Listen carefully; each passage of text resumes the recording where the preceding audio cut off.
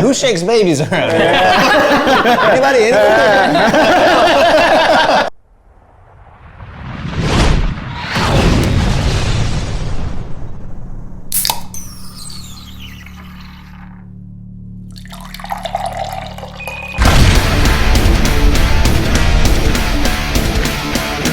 Welcome to Drinks with Johnny. I'm sitting here with a couple of funny motherfuckers, Jeremiah Watkins and Peter. We're here, and Peter's the guy, I'm not even gonna say his last name because I just met him, and I dropped one of these chips on the floor on the way in, and he, without hesitation, picked it up and threw it right in his mouth. And I just met this man. Yeah, Just never lot been in to Johnny's realize. house before or anything. Yeah. He dropped a chip, and it was like, oh, 5 seconds, okay, popped it right in. I thought it would be disrespectful to not eat it.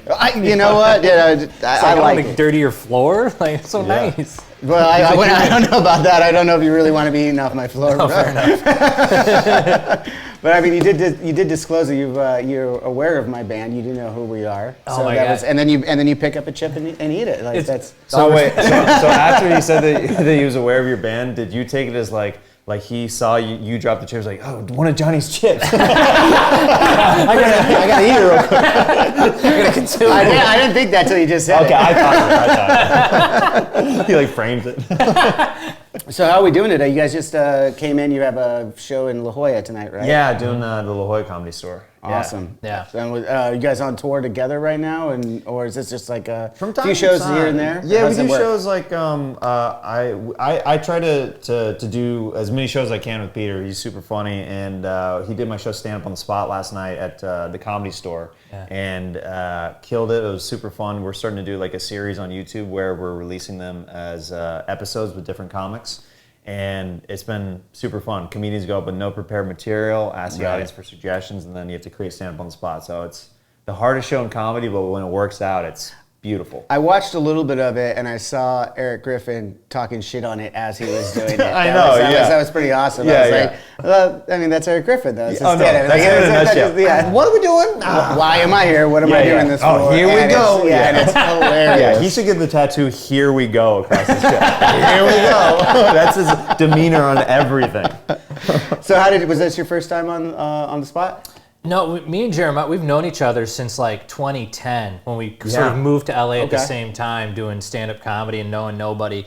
And we were like part of a group of comedians who also did improv, which was like they hate each other, improvisers and comedians, but we're like, it's just comedy, baby. We just want to like make people laugh. Like, who cares? And so we'd do shows together, stand-up and improv. And so I did it like 10 years ago when it first started. Yeah, he was doing a lot of those early shows, and yeah, it was a weird small community of, we found like only a couple other stand-ups in the scene who also did improv that didn't hate it, that were like, oh, we should do a group then, because we formed our own like kind of like improv band, and we were successful locally. Like, we were winning like improv tournaments. It sounds so nerdy. Improv tournaments. They have tournaments for They have this? tournaments for it. Yeah. Okay. Elimination style. Elimination style based on the audience's applause, and we would never bring anybody to our. We wouldn't invite anybody, and we would win against people who brought like tons of people. We'll make your mom clap for us. Yeah. We will steal your friends. She loves some good old white Midwestern improv boys. Yeah. I hear that's big in the MILF scene. Oh, totally, dude. It's actually a category of porn, improv MILF porn. It's very specific, but like while we're having sex, so like, niche. can I get any suggestions of what you want? What are we doing here? Is that how it works? Is that where you work out your material? Like, Yeah, ask her, totally. like, throw it up. Like, what do you want? Right, let's go. Yeah, let's do it. Yeah, totally. Anything else? What are we doing? Okay, cool. See, I like that you went straight to the saxophone, like eating pussy thing, because that was one of the things that you had on your. Oh love yeah, that that's joke. the opening. I had to open with that. Because on you cruise did ships. this, which we all know is the universal sign for coming up for air. Oh, yeah, of course. That was. I found that hilarious about the saxophone and correlation. Why don't you talk a little bit about that for? Oh, the it was viewers? it's such a stupid skill, but like, I don't know. I in the past I've had girlfriends and they're always like, wow, you're really good at going down on me. And I would just be like, yeah, because I play sax. Like that's all we did was finger and tongue and blow. And like, this is like, that's the saxophone. Is there blowing involved? I mean, I feel bad for Well, my I wife. don't know. Maybe I blew. Oh, yeah. Maybe I shouldn't have, but I'm trying to create a different noise. Just trying to get it to like Why the is stomach Peter to pop up a little deep-throating the bit. saxophone? Like, what is happening? Too much. this church event is like getting really awkward over here. Well, then you add in the improv to it too, right? So sax improv. Yeah. You don't want to be doing the same thing over and over, right? You got to keep it fresh, or do you have a routine? No, there is no. I'm such a nerd of jazz. Like I grew up listening to jazz. I'm still talking about eating pussy. No, that's the thing though. I am too. That's why it just. I grew up a nerd of eating pussy. Like I studied it. Like I got inspired by a lot of different greats. I studied how Louis Armstrong ate pussy, how Dexter Gordon ate pussy. How do you find that out? Where are the books on this? I need to find research. Yeah, I did some heavy research. A lot of family audio talks. You know what I mean? Trying to get to know them. A lot of overnight lounges. Yeah. No, yeah, it was like I view everything as jazz, and like that's the thing about improv though. To me, it's just talking jazz. Like everything's jazz. You know, you can improvise it. There's a little structure. You riff on it, and you move away from it. But that's how I treat eating pussy. You have a few key things you go to, and then there's how you riff on it, and then you have to feel out your audience and see what they're vibing with. Like it's a whole thing. You sound like the coolest old black jazz. Like, don't worry, cat. Everything's jazz. Eating pussy jazz. Eating pussy jazz. Listen, it's all jazz. Don't you worry about that. I'm just like actually like closing my eyes and picturing that dude, and he's like the coolest dude in the smokiest lounge ever. Of course. He has sunglasses that arrive to his face without his hands moving at all. They just slowly float up. I'm like, what is happening right now? Cigarette enters the picture. Everything's jazz. Let me tell you, everything's jazz. Oh man, that is fucking hilarious though. Yeah. Back to the improv group though, like who all is when you guys were starting these tournaments? Who'd you team up with every time? Did you mix it up? Or? We had a 4-person improv group that was me, Peter Banachowski, Christopher Edwards, and Justin Alexio. And those guys, one of them is not so much in comedy anymore. He's still hilarious. We saw him at a buddy's wedding recently. I want him to do more comedy stuff because he's so funny. And then Justin Alexio, he's like very funny comedian and like comedic actor. He books like a ton of commercials and stuff now. But like we all kind of like went similar and different paths with comedy. Yeah. And we just vibed, and we were called Value Menu, and we used to Value Menu. Yeah. Cheap comedy. Cheap comedy. We're just like we had no shame, man. I'm eating chips off the floor. You think that? Like that's how we rolled. Just What is your item off the value menu? Well, you're wearing Taco Bell. Like that's our favorite. That's our favorite. Chain. Anytime we hit the road, we stop at a Taco Bell at the end of the gig. Did you guys see that they have the nacho fries? Nacho fries are back. Yeah. Absolutely. You guys gonna hit them up this weekend? Probably at some tonight. point. Yeah. Probably Like we're tonight. gonna get a proper Southern California burrito when we go to San Diego. Okay. But then we're gonna go late night. We'll go It's to like Taco the drive Bell. home. Yeah. All You got it. all the real stores are closed, and you just have that lonely bell. You know, and we're like, all right, you got us, Taco Bell. I also love the commercials that like have no shame in admitting that they're like, oh yeah, we're late night. Like, we're not. They're no longer showing them like in the afternoon, like all this having fun eating. It's always like late night. They glamorize it, but everyone knows they feel like shit. They're just going. They stopped. They pulled the plug on their morning advertisements for their breakfast. They're not like showing those commercials anymore because everybody's like, yeah, I got horrible diarrhea as soon as I put it in my mouth at 7 o'clock in the morning. Why are we doing this? Their clientele isn't eating breakfast till noon anyway. You know what I mean? Yeah, It's they're all like- stoners. They used to try to advertise people like in ties and stuff, even Taco Bell, and slowly they're becoming like slovenly people that are just like in hoodies and like afraid of sunlight and stuff like that. So. Well, you got the Phil Collins Pizza Hut. Oh shirt. yeah, dude. Speaking of some cool shit, like you a big Pizza Hut fan or Phil Collins or both? Both. Absolutely no. When I got the shirt, I was like, this is like a perfect fusion of the two things that I love. Where did you find that shirt? Oh, they are gonna kill me that I'm not remembering the name of this company right now. It's a funny shirt company that's online. I'll try to think of it by the end of this episode. It's okay. If you want, we could just add it in and overdubbing. Like we had Annette Mahendru on the show. Yes. And she couldn't remember your name when we were talking about the improv group. The Groundlings, yeah. And she's like, this guy, like he was so funny. She was talking about him, and then like I was like, oh, don't worry about it. We can put it in post, and we actually did end up putting it in post. Oh, let's do that. Hilarious. Let's do that. So this camera right here. This shirt is brought to you by high spirit shirts. Perfect. That's going to overdone so well. That's so funny. I'll send you a voice memo later. Yeah. Just put it on. That'll actually be better, like a phone call quality versus the microphone. It'll just like be. It'll be great. Yeah. Exactly. Yeah. We're on to something there. Oh, absolutely. So how did you guys meet, by the way?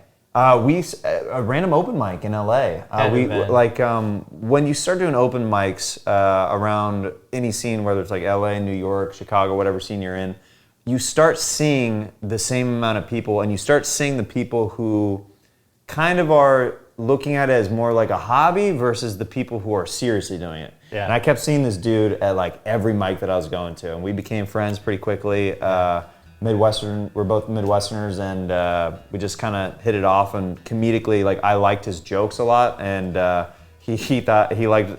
I don't know. The way I did things, I don't know. Yeah, you were just big and explosive, and like 'cause Jeremiah is known for doing like huge act outs and just being a cartoon on stage, and that's so rare because I think everybody, there was like an age with like with the rise of Dave Chappelle or Louis C.K. These guys who were just sort of more doing the jokes, and as Dave Chappelle got more serious, everyone's like, this comedy's so serious, and he would just go up there and do like a 5-minute act out of like eating cake by being shot with a tranquilizer gun, but still trying to eat the cake. And you're just like, what is this guy doing? It's so different and weird and funny, and just, comedy for the sake of comedy, you know, which I kind of miss. Like, I feel like there's always gotten a little pretension into comedy. It's like sometimes you just got to just make a pussy joke, or just keep it. I don't know. Talk about the fact that you used to think poop came from your testicles. That's so true though. Like that's real stuff, man. Another good bit. Testicles are solid bit.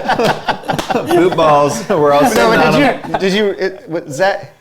So I got to ask the question: is that a 100% true thing, and you created the bit out of it, or was that something that you're just like? It would be funny, or no. If I'm talking about it, it's like I'd say 70% to 100% truth, and that one's like 100% truth. Okay, where cool. I legit didn't know what my balls were, and I would take shits, and I thought it was just a holding cell for poop. Because this is up till how old? I don't know. It was probably like too old. 29. I didn't have a sex ed class. I don't know what happened, dude. Like, I've never seen the internet before. Like, I was like, every time I came, I was like, why isn't poop coming out of this dick? I don't know what's happening here.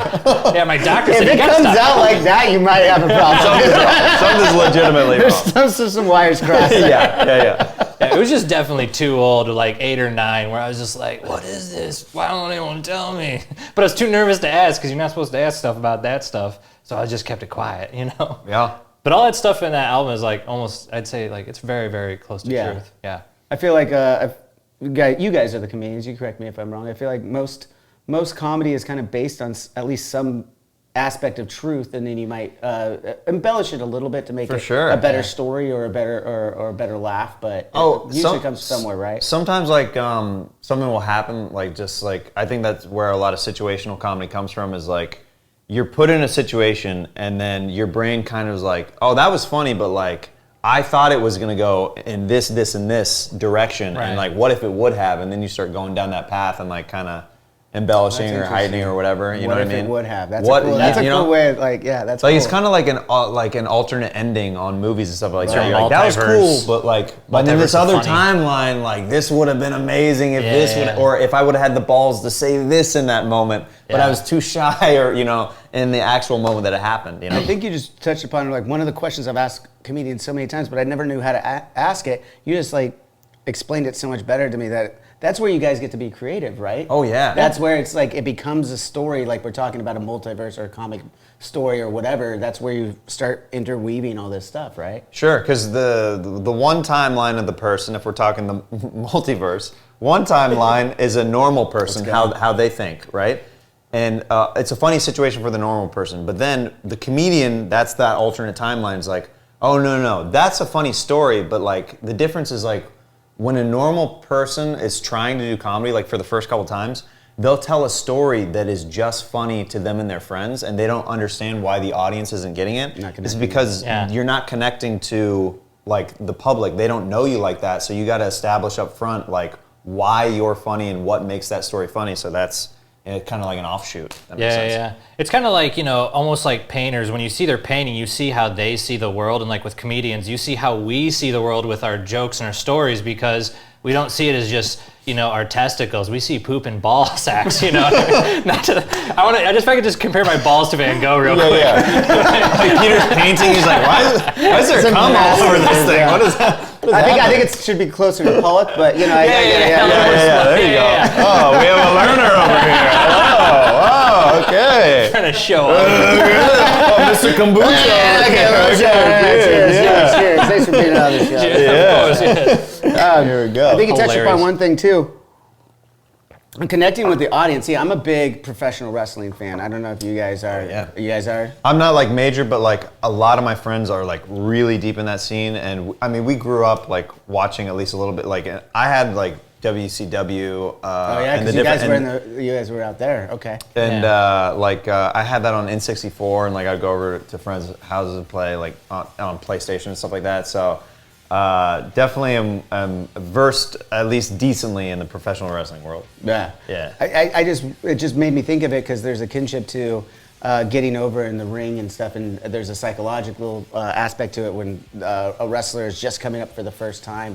And they're supposed to get the audience to care that they're getting beat up, and then coming back as a babyface. I was just actually watching The Young Rock, good show by the way, and they just like last night and they just went into it. So that's what made me think of it. Let's move on. I saw. Did you see the Hulk Hogan documentary that they put out? Like, I don't know what network. I think honestly, I think it was like an E.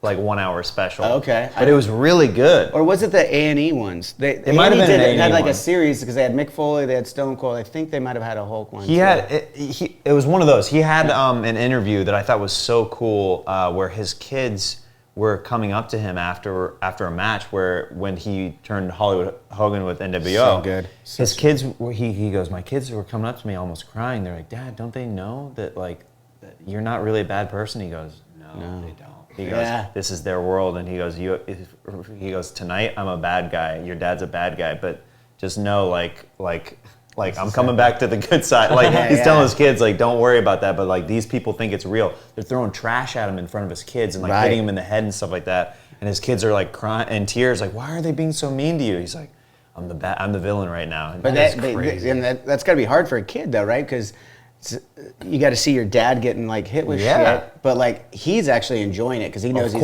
getting that heel. He's working. You're getting all those emotions. You're getting emotions. That's what you want to get. I mean, you guys are going for a different emotion in comedy, right? But you're still sometimes that's a psychological. yeah. Do you ever just want to go out there and just be like, I just want to be the heel tonight. Like I just want to go out there and just like. If I don't like a crowd, Peter's seen me do this a bunch where if I don't like a crowd, I will go off and be not likable. Where I'm like, oh, well, if I'm gonna bomb tonight, you're coming with me. Like scold the crowd, yell at the crowd, come on! Like, oh, you're not entertained.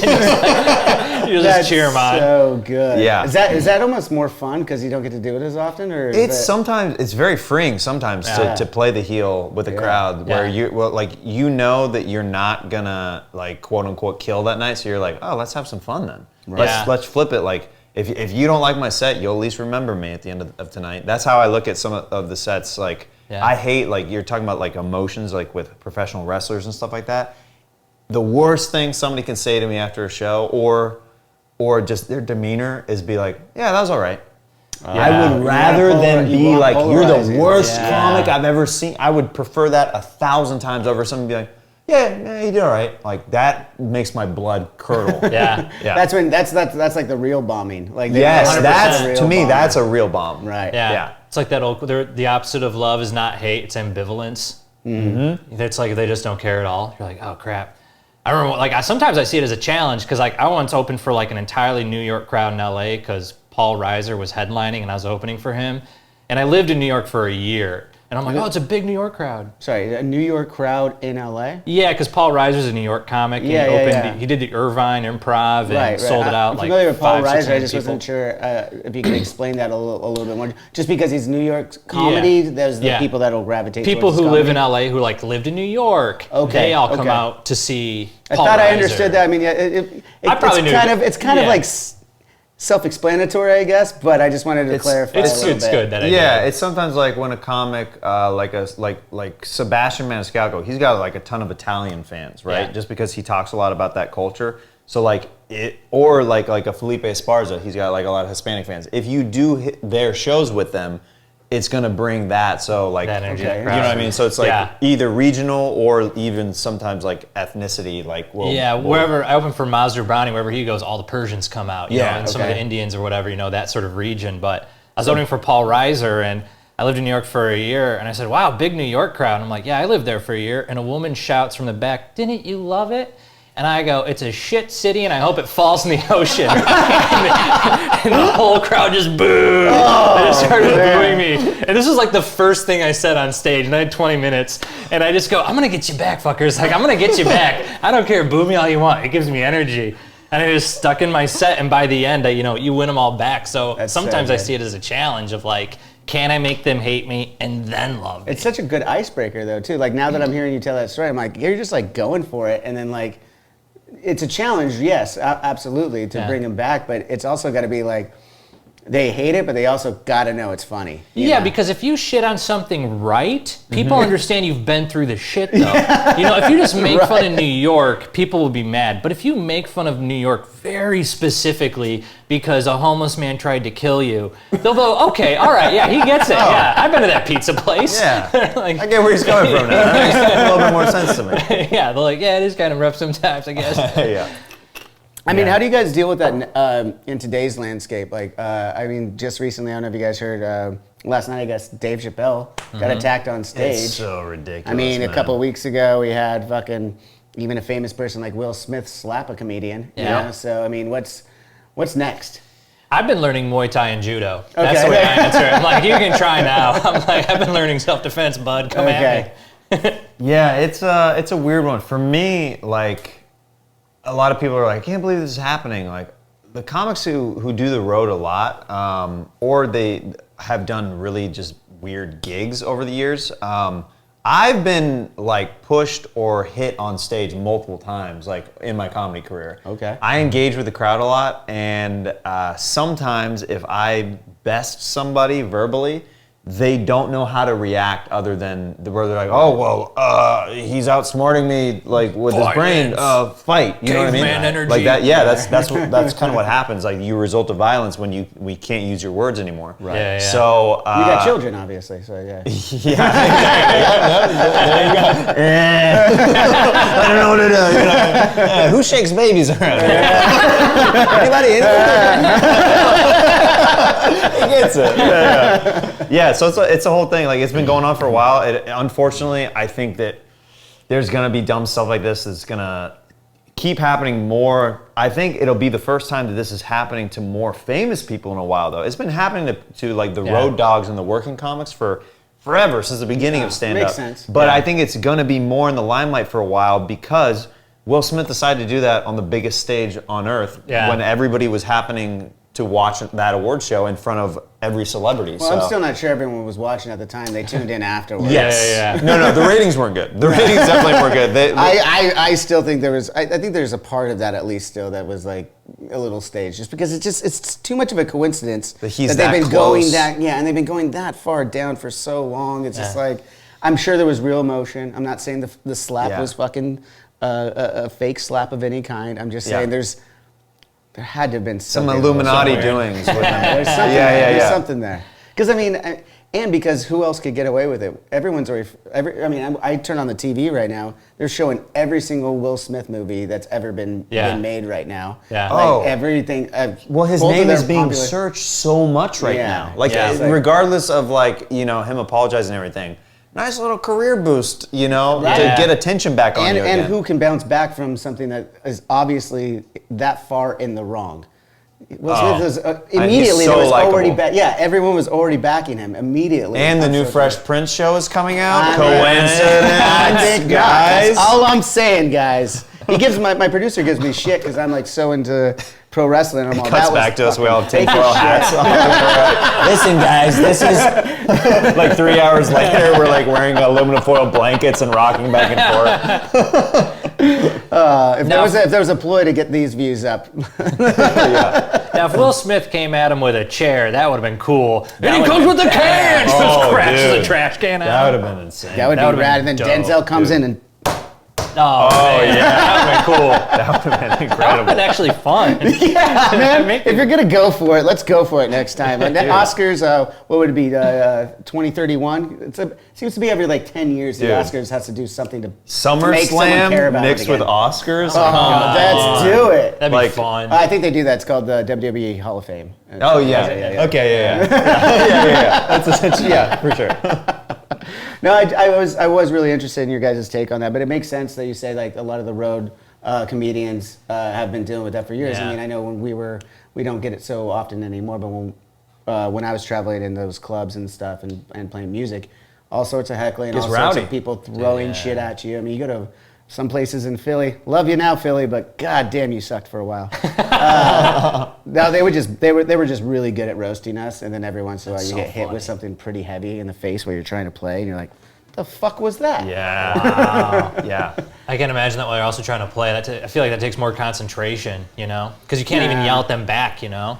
It really doesn't, though. I think in every live craft, and you guys correct me if I'm wrong, the moment you have to really start thinking up there is the moment you start fucking up. Like, 100%, it has to be yeah. 100% off the cuff. If you're not dialed in, that beat that you take, you're done. Yeah. Absolutely. As soon as somebody sees you scrambling, they don't trust you anymore. Sense of fear or anything. Yep. Because that's the worst thing you can do on stage is be kind of like inauthentic, which is why with the Paul Reiser New York thing, I just gave him my honest reaction. Yeah, to you're New being York. authentic to what you knew. Yeah, exactly. And so if you're not that, the audience will sense that, and then they'll like you doubly for like being fake or lying to them or being something you're not, you know?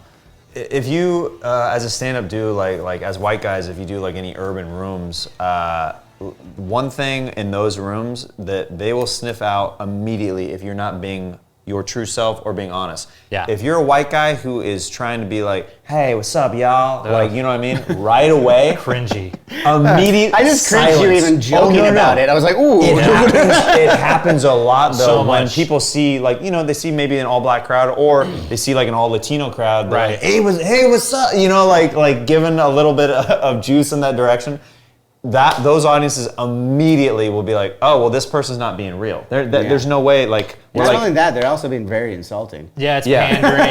pandering for sure. Yeah. You just got to do your own stuff because it's funny. I've opened for many different sort of like, you know, ethnicities. Like, well, again, the last one was like when I was working with Mazur Brani, it's all Persian crowds. And they're like, what are you doing? I'm like, I'm just going to do my same stuff. Like, Right. They're still good because everyone relates to like, You come out eating hummus, well, hey, everybody. And they're like, what is happening right now? This is so awkward. But now that you say it, it's like So that was funny. if you were like just a heel comedian, that would be the way to go. Oh, if you were just like Oh, they'd Andy get Kaufman, eaten you just alive. oh my god, that would be the you way get to go. canceled so quick. So nowadays. Do you think Like, Andy couldn't get away with it done. these days? No. You think dude. he'd be as big or Tony Clifton, come on. You couldn't do that nowadays. Oh, so I did a gig with Tony Clifton. Okay. Where we were his band for a taping for Big J. Ogerson's Crowdwork show in New York. And he was doing the same kind of like he was like throwing racial slurs and stuff around in the crowd, and like half the crowd doesn't even remember Tony Clifton from that era. Right. And they're literally just watching this white dude like say the N-word and stuff, and they were just like, it was in Brooklyn, they're just like Horrified. oh, horrified. And like the people who got the comics are dying because they're all evil people in the back. They're like this is the best thing That's ever. the secret to it all. Comedians are very evil. Oh, dude, you will never hear a comedian laugh harder than when they're watching their friend bomb on stage. 100%. Yeah, you hear that one. That is person, so fucked up. You and will That's a awesome. best never. friend. Yeah, that is That's the a best best friend in If the you back. hear a cackle on a joke that gets nothing from a crowd, and then you hear that one laugh is your evil friend being like, dude, I've been there and you're in it right now. Yeah. Yeah. That is hilarious. I love that camaraderie because it just makes perfect sense. It's like a brotherhood of like just people fucking with each other. It's just like you're all war. 100%. That's just Yeah. being on the road though, right? And being through it, to your point. That's a big part of being on the road is like kind of, you know, pushing each other and challenging each other to either do new stuff or like do every once in a while like to do something weird that's just that you two know about. Like that's always a fun game to like be like, hey, like you need to say this one word, like you got to slip it in somehow. And you can't explain why. You can't or explain what. why. You just got to say it on stage. And go past That's it. a fun game. Like make Bobby him Lee, sing. when I used to feature for him back in the day, he did this thing with me. He goes, all right, your word for the show tonight is yabba dabba do. And he goes, you can't explain that I told you that you have to work that into your set. And he goes, you have to say it 3 times throughout your 20-minute set. And I was like, fucking awesome. Okay, so I decided to take it as like one of those like 80s kind of comics. Like I would say a joke and then I'd just go yabba dabba do.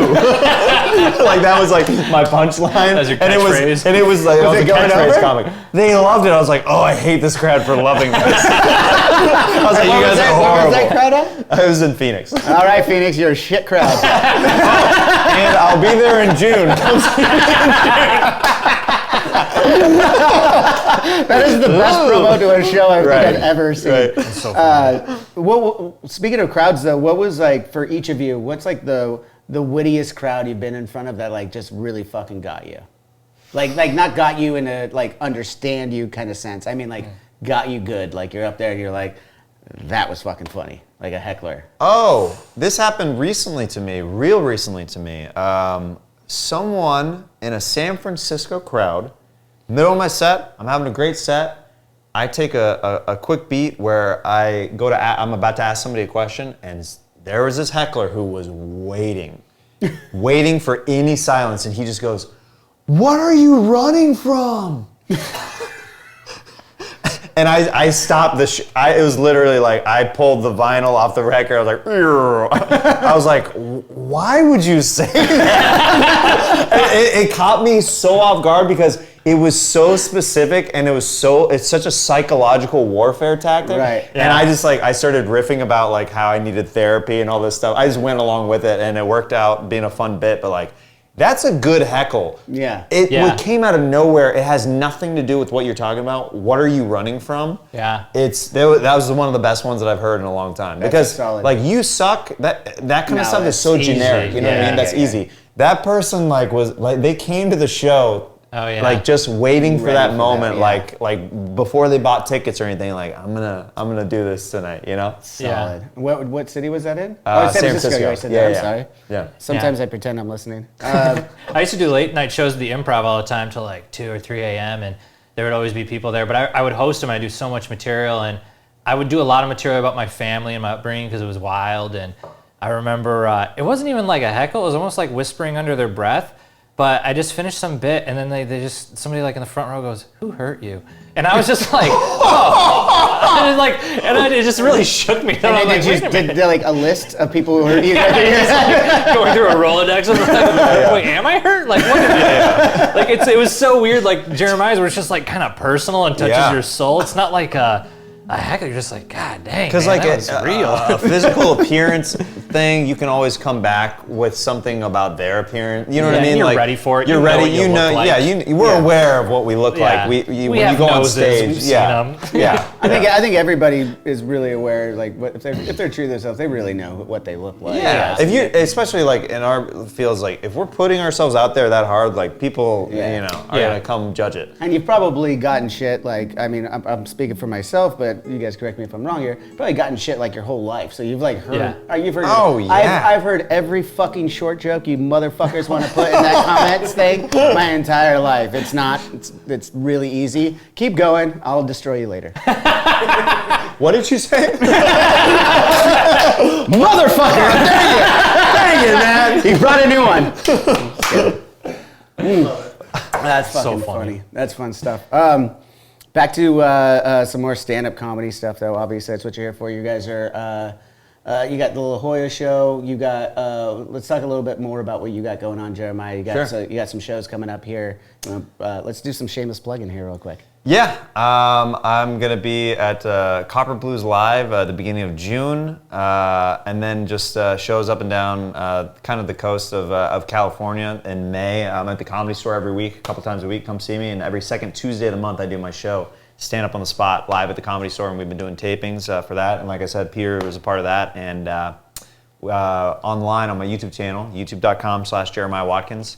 The one that you're watching was with Eric Griffin, Annie Letterman, Ryan Sickler, and myself, and then we're about to release this next one coming up in a couple weeks. So yeah, we got a lot of fun stuff in the pipeline. That's awesome. Yeah. And yourself?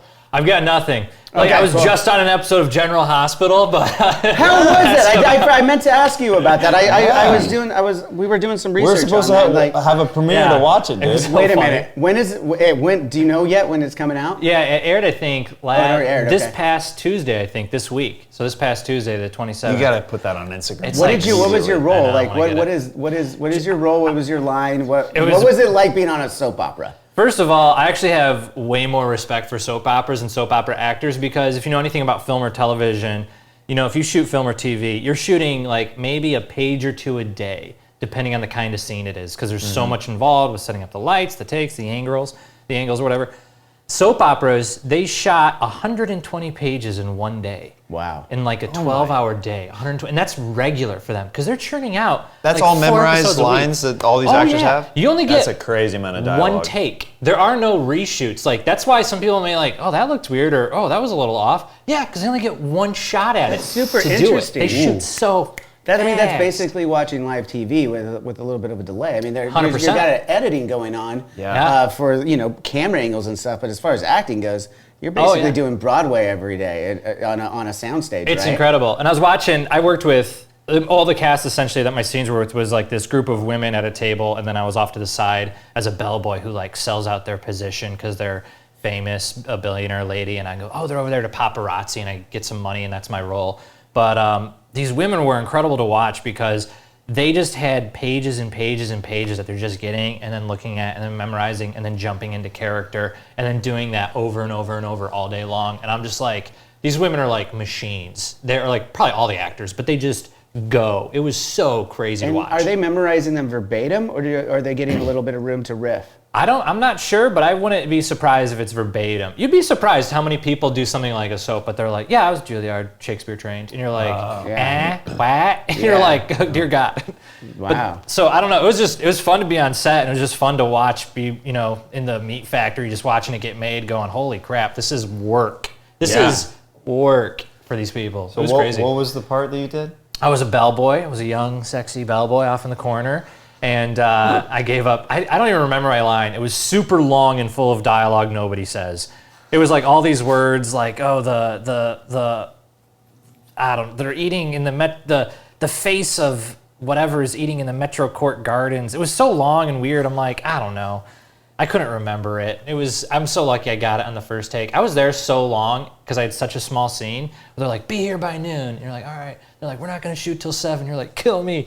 And so I literally napped for like 4 hours. That's the old hurry up and wait on yeah. music video sets and everything like that. Same way. Yeah. I woke up like right before my scene. I was so sleepy. I'm like, oh fuck. And I had a cough so bad, and because of COVID, I was like nervous, like everyone's gonna think I was sick. So I was chugging cough syrup, and I was pretty high when I shot it. Like I was like, he's got that scissor going. yeah. You got that lean, you know what I'm saying? No wonder you don't remember what you said. Yeah. He literally does not remember what he I said. just went into like full Will Ferrell and old school like. Yeah. I just snapped into it. My mom she sent me a text. She's like, Peter, were you supposed to look like you're about to laugh the whole scene? And I'm like, I don't think so, but I probably was. Because I just remember I was just like, ooh. I couldn't focus. I was just so high on cough syrup. I was like, I just got to say the line. Don't want to get kicked off set. Wow. Yeah. I was trying to suppress that cough. Good for you, man. You got to work. You got through it. You got through it. Hey, man, I was COVID negative, but I know people are just itchy. You get a cough nowadays. People are like, ugh. I just like the joke. I hear someone coughing fucking COVID. Not too worried about it anymore, but I took it seriously for about 6 weeks, 8 weeks, 8 months. I don't know how long I took it. It's all blurred. Time means nothing anymore. Yeah. I mean, how was it for you guys? Did you guys do a lot of those? I know a lot of stand-up comedians were doing Zoom from their house in front of like 100 people. I refused to do it. Never. Okay, cool. That's what I mean. That was one of the reasons I told you guys, I'm like, I'll drive down here. Like there's certain things to me like that is just something else. It's just it doesn't become stand-up anymore. Right. You're doing something for a different medium, which is fine. But in my opinion, those are not stand-up comedy shows. They're Zoom shows. That's what it is. You're kind of because I did one where. somebody offered, they're like, hey, I'll throw you a little bit of money to do this one. I was like, okay, I'll do one to see what it's like. And then I was like, yep, exactly what I thought. Like you're telling kind of like a monologue with a weird laugh track timing that's coming in at different moments. You can't see your whole audience, weird. Maybe just a few at a time. They're bizarre. There's a couple decent ones where they've got like, it's half physical, half meta the way it works out. Like you're on a stage and you are seeing a bunch of Zoom screens on like a wall in front of you. Right, yeah. That is the closest thing that I found where I'm like, this is like the closest thing to an actual club. Right. Like, but like from being in your home. It kind of looks like, what was that, the Black Mirror? Was that the, it looks kind of like that, you know? Creepy. It's a little creepy. It's weird.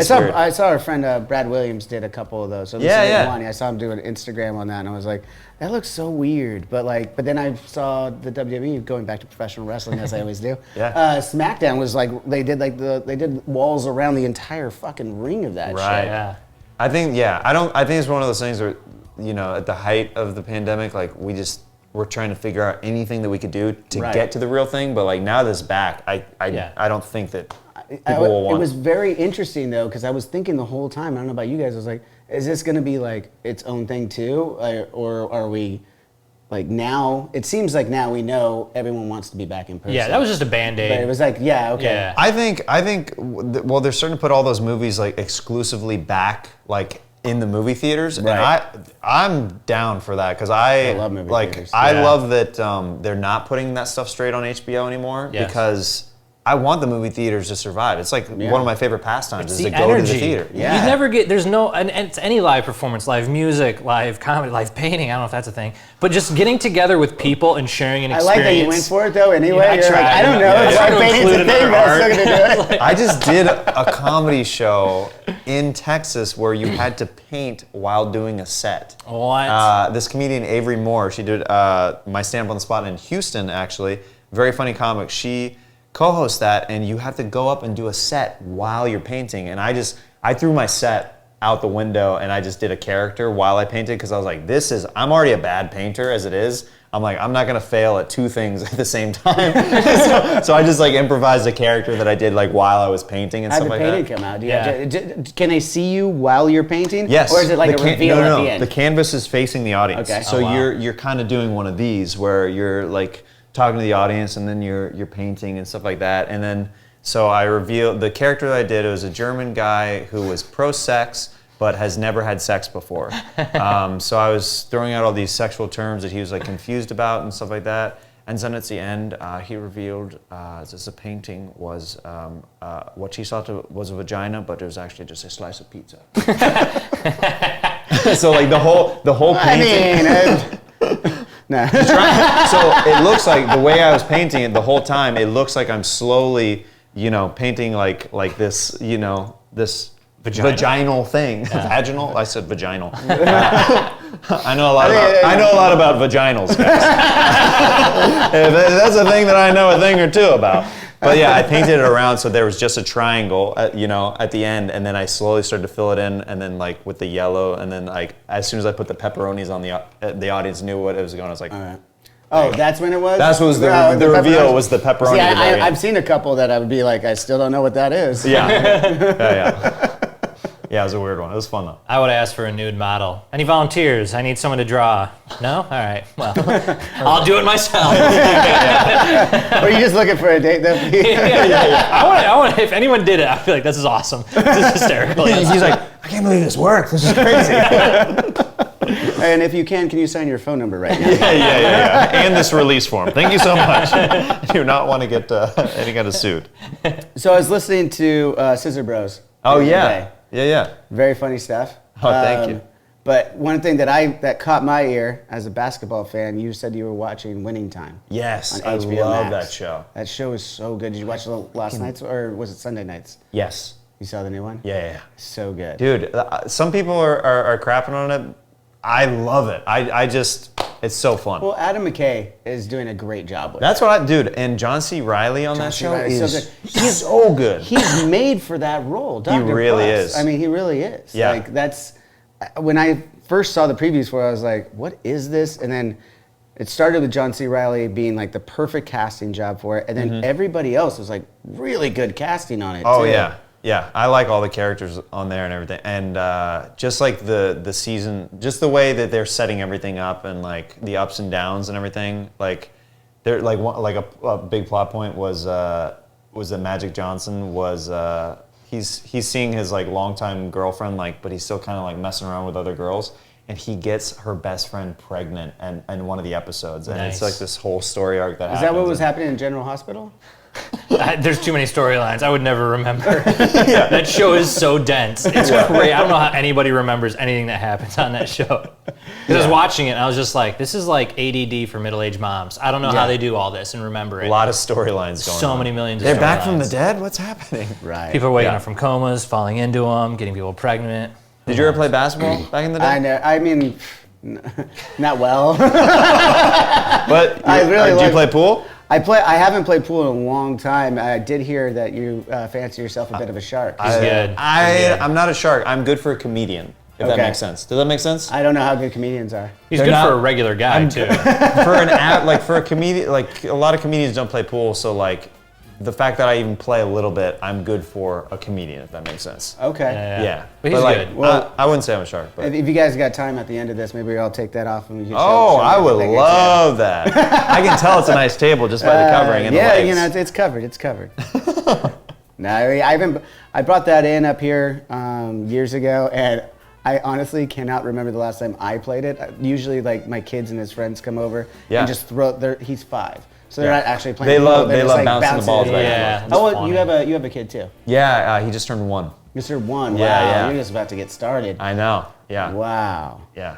Oh, that's right. You were talking about him playing a little bit of soccer on the last episode. Yeah, I was like holding him, and he was getting the mechanics of like moving his foot forward and the ball moving forward. So I'd set him, and then he'd redo it, and I was like, okay. We'll see. Yeah. He's gonna be a big dude. So I hope that he likes basketball. I love it because I played basketball in high school and stuff. I'd love for him to get like good at that sport. What was your position in high school? I was like a power forward or like a small forward. I mean, when I went to, as you get older, like the dudes start getting huge. Like I even played center at some points.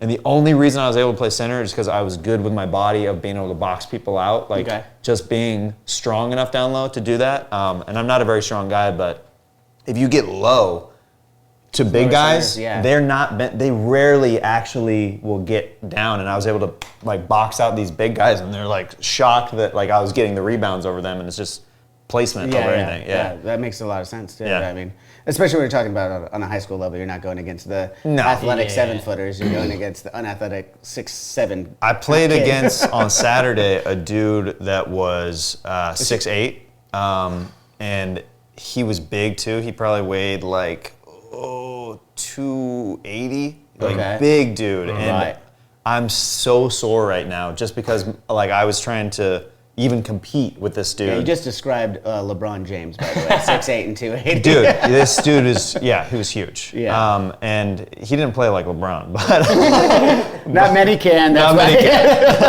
can. Screw you, dude. That's right. I got a few points on you. But yeah, I'm exhausted. Right. Yeah. So you grew up playing, what's your basketball team?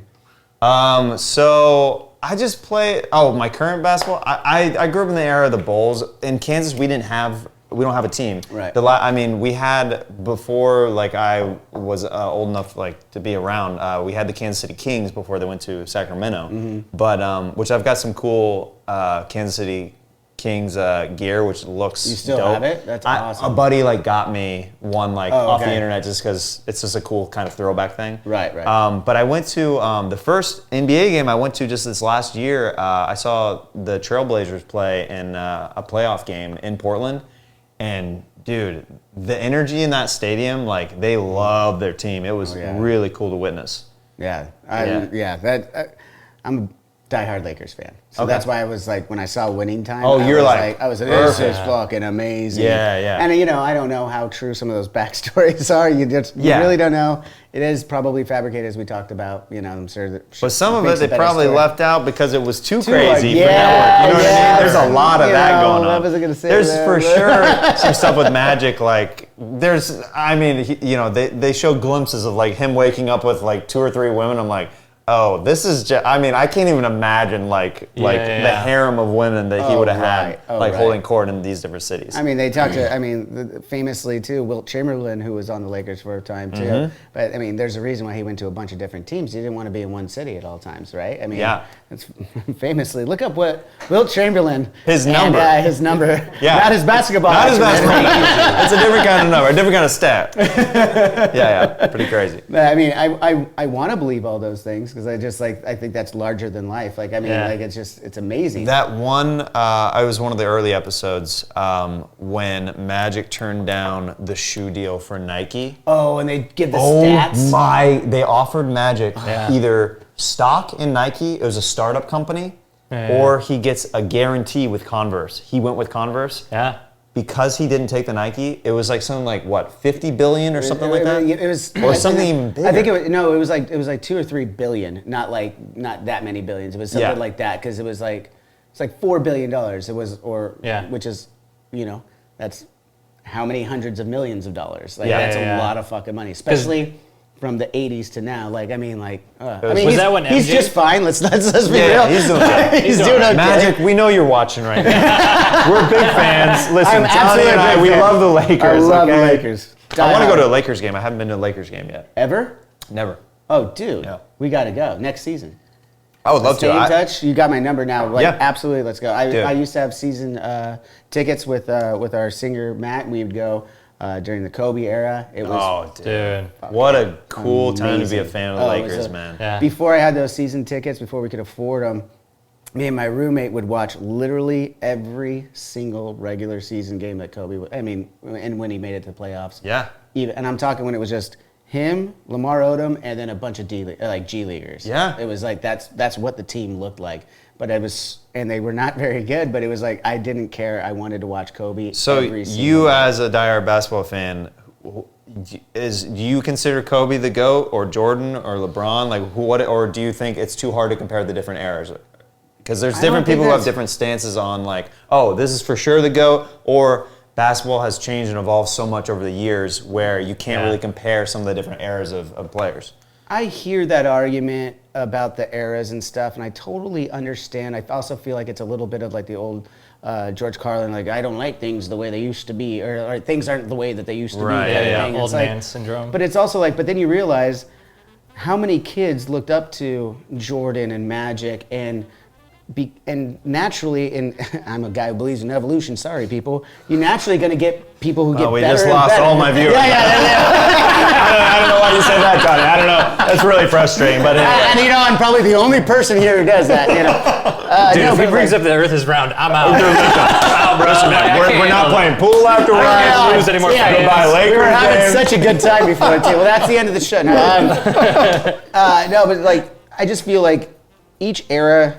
Same with like musicians. Same with like a lot of things. Like everybody is studying each other so much, or studying the person before so much. They're naturally, eventually going to get better and better at least the skill level. Now I understand the idea of like, well, you know, if they could play defense on them like the way that they used to and stuff. It's like, yeah, but they also weren't the athletes that they are now. 100%. So it's like, it's a give and take. And just to answer the question more forwardly, for me, it's Kobe. Because there's always an argument for Jordan and his dominance and everything, and it's absolutely true. But I'm going by who I witnessed with my eyes in my mature years of watching basketball. Now, and then you can bring up the arguments. Well, he's got one more championship. Well, yeah, but you know, homeboy's got 10 over here. What's his name from the Celtics? Drawing a blank right now. Sorry, I'm not a Celtics fan. Fuck you. Lakers, baby. So you go through all those things, arguing championships. Okay, that's a part of it. But I mean, when you're watching someone day in day out with that mentality that Kobe had, like it was just so.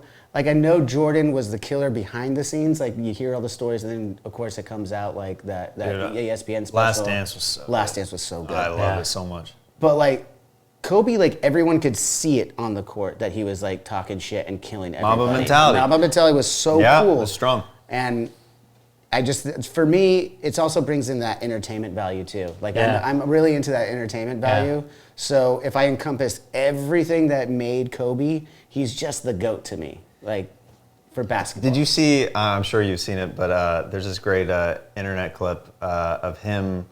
I forget what game it was, but he starts talking trash in another language. Yes.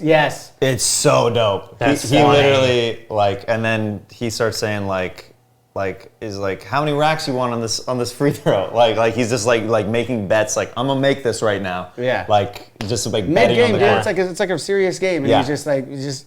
I think he was like Lithuanian or something like that, and he learned just enough to talk shit. Yeah. That's so funny. Yeah. That's such commitment to the bit. Exactly. That's what I'm saying. Like there's so much more to the way that Kobe did. I'm not saying, skill for skill. It's too close. Him and Jordan. I mean, he mimicked so much off of his game from Jordan. Yeah. But like it's like.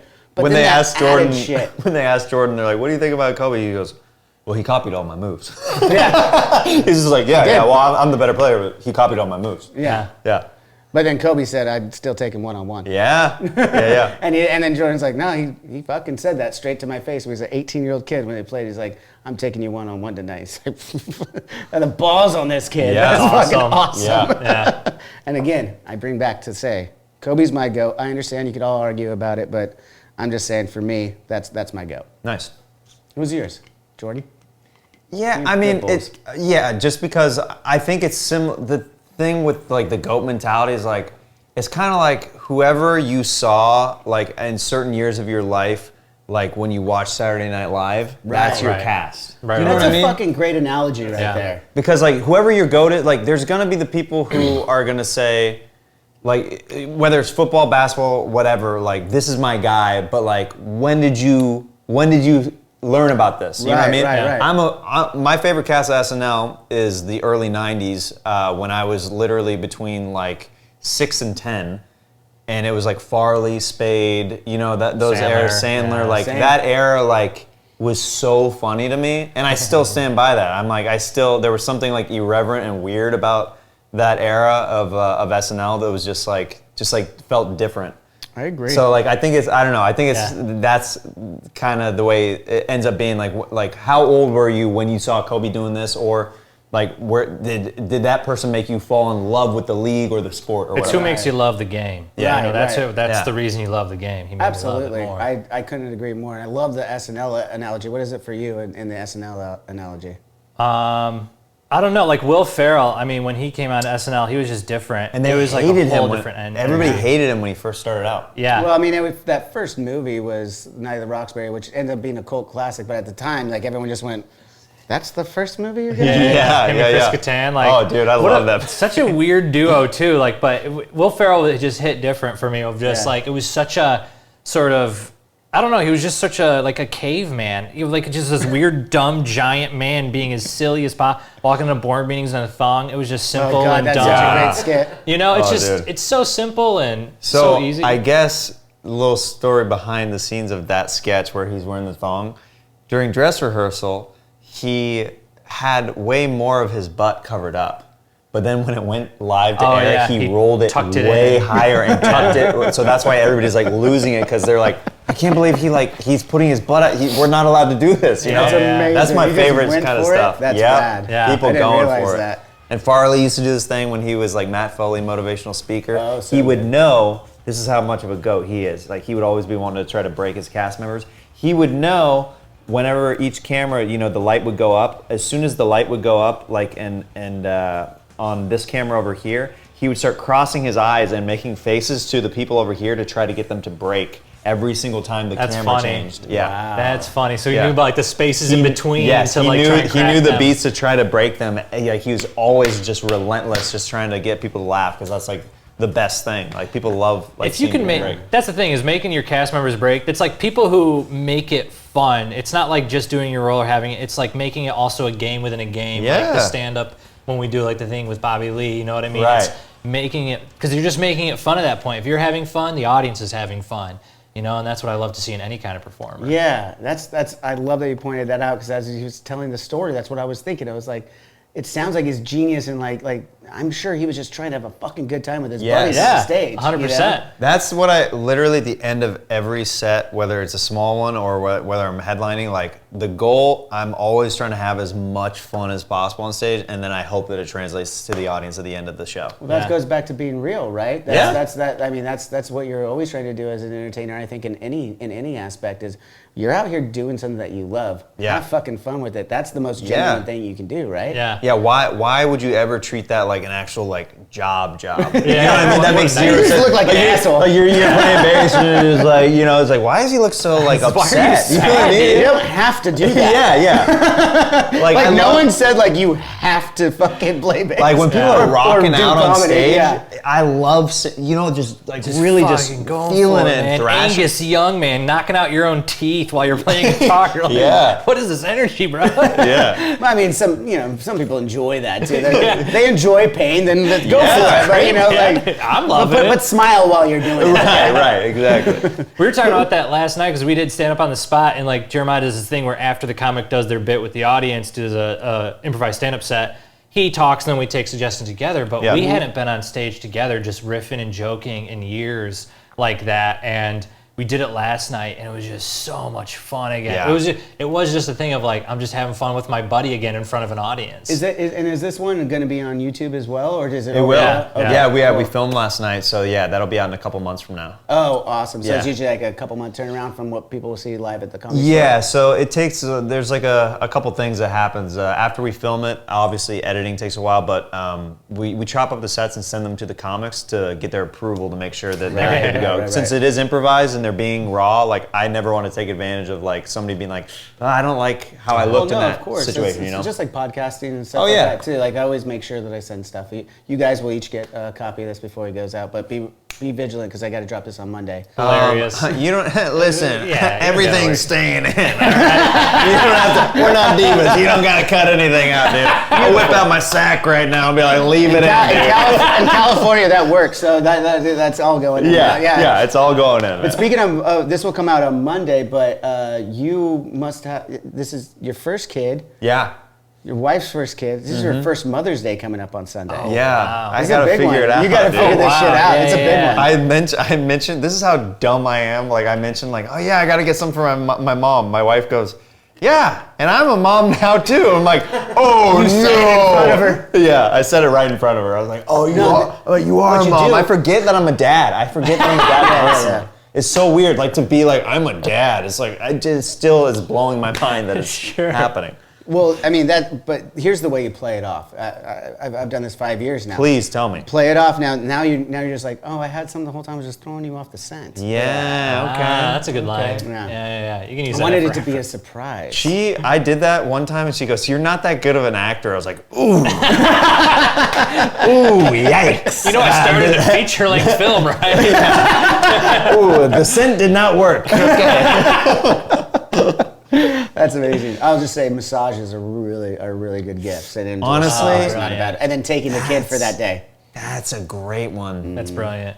All right, I'll have to have Babe, her. you know what you got yesterday? Yeah. Just kidding. I'll not share the link with her to this one for a few weeks after this.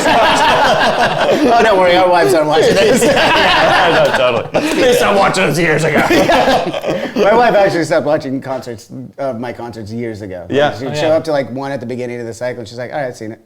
Yeah. Yeah. Like, I'll invite my wife to the shows that are important to me now. Does that make yeah, sense? yeah, like, yeah. Yeah. if I'm like, this is a cool venue or this is a cool opportunity, like I'm about to do in July, I'm gonna headline a night in Honolulu, Hawaii. Oh, awesome. We've both never been to Hawaii. Like, we're gonna make sure like her family's helping us out and they're gonna watch the baby. And we're gonna go to Hawaii together, and like that's an That's gonna be opportunity awesome. where Yeah. we're, And let's we're be stoked honest, for she's that. not there for the set. She's there for Hawaii. Like, Yeah. you just happen to be there. I know. You don't have to break this down to me. I know Hawaii's the real headliner of the weekend. absolutely. I'm Isn't that Hawaii's great, though? opener. Going back to like doing what we love though, right? Is like you get those opportunities every once in a while. You get those opportunities to have kind of a vacation around your job. Work and play. 100%. Like, isn't that fucking wonderful? It's amazing. It's like anytime that, I mean, I'm like, I say all the time, like, I'm so freaking grateful, like, just to be able to do what I love and not be stuck in a situation where I'm not able to chase my dream. Because a lot of people, you know, like, they get certain responsibilities too early in life, and then they're like, what if I would have done that? Like, what if I would have made a different decision? So, like, I'm, like, super grateful to be able to pursue and struggle all of it, you know? Right. Yeah, whenever I work cruise ships, everyone would say, you're not working, you know what I mean? But it's like, you know, I'm still like, I put a lot of pressure on myself to have good shows and whatnot, but they're like, it's just a 2-week vacation, man. You're like, I guess, but like, I don't have fun all the time because I'm like, I really want it to be an awesome show. Yeah. There's all this peripheral stuff, but it is kind of like, I love doing I don't want to be on the beach. I want to be in the club part of the cruise ship doing comedy, you know, like that. Working. I couldn't care about that beach shit, you know. I just want to tell It's a good jokes. thing you came from the Midwest then. Because Yeah. you're not into the beach. You're by the beach all the time. No, exactly. I live in LA. I live in an ocean. Yeah, there you go. Yeah. You people from Pennsylvania, sure, this is great. Well, I love that. I think that's a good note to end this chat on until we play a little bit of pool here in a second. Oh, I'm But, stoked. yeah. Oh my Yeah. goodness. Speaking of things we get to do that we love, right? Yeah. Like that's really cool. Pleasure meeting you guys both. Let's play a little pool. Everyone go check these funny motherfuckers out everywhere. Where you guys Instagrams and social media is probably easiest to find you, right? Yeah, I'm at Banachowski on Instagram. Your handle is Banachowski. Yeah, super easy. Banachowski. It's my last name's Banachowski. Yeah. I love it. And I'm Jeremiah Stand Up on all social media. Jeremiah Stand Up. It's all one word. JeremiahWatkins.com for tour dates, and got a couple great podcasts, Scissor Bros and Jeremiah Wonders. And always putting a lot of stuff out on the internet, so fun follow. Awesome, man. Yeah. Thanks for tuning in, guys. We'll see you next time. As always, cheers.